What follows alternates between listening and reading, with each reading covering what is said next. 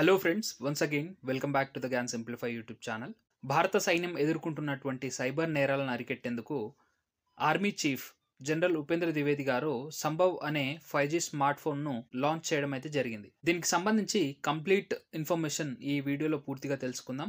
ప్రపంచంలో రెండవ అతిపెద్ద సైన్యంతో మరియు నాలుగో శక్తివంతమైన సైన్యాన్ని కలిగి ఉన్నటువంటి మన భారత శత్రు దేశాలైనటువంటి పాకిస్తాన్, చైనా లాంటి దేశాలతో రెండు విధాలుగా యుద్ధాలను చేస్తుంది. ఒకటి ప్రత్యక్షంగా, అంటే బార్డర్లో సైన్యంతో పోరాడడం, మరి అదేవిధంగా రెండవది వచ్చేసి పరోక్షంగా శత్రు దేశాలైనటువంటి పాకిస్తాన్, చైనాల నుండి ఇండియన్ ఆర్మీపై పెరిగిపోతున్నటువంటి సైబర్ దాడులతో పోరాడడం. అయితే ఇక్కడ ప్రత్యక్షంగా జరిగే యుద్ధాల్లో నెగ్గే సామర్థ్యం మన దేశ మిలిటరీ దగ్గర ఉంది. కాబట్టి మన శత్రు దేశాలు పెద్ద మొత్తంలో మనతో తలబడలేకపోతున్నాయి. కానీ కొన్నిసార్లు పాకిస్తాన్ ఉగ్రవాద దాడులకు పాల్పడుతుంది. అయితే ఈ యుద్ధాల్లో నేటి మన మిత్ర దేశాలైనటువంటి ఇజ్రాయెల్, అమెరికా, రష్యా లాంటి దేశాల సైన్య సహాయంతో ప్రత్యక్షంగా ఏ దేశాన్నైనా ఎదుర్కోవచ్చు. కానీ పరోక్షంగా జరుగుతున్నటువంటి దాడులను ఎదుర్కోవాలంటే మనకు చాలా అడ్వాన్స్ టెక్నాలజీ అవసరం.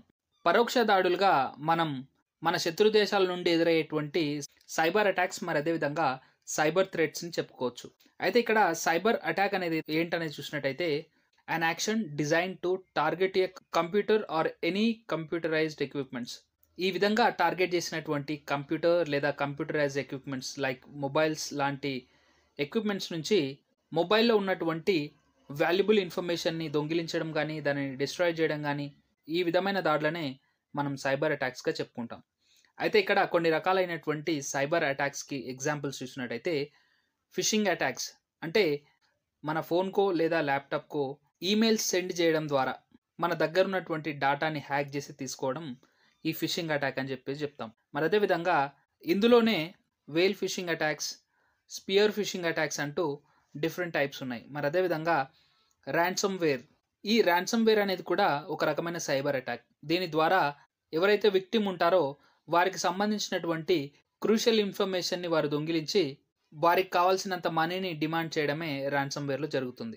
ఇదే కాకుండా password attack, hacking, web attacks, మరి అదేవిధంగా దీంతో పాటు రీసెంట్గా మనం హనీ ట్రాప్ అనే మరో కొత్త రకమైనటువంటి ఈ సోషల్ మీడియా అటాక్ మనం ఒకటి చూసుకోవచ్చు.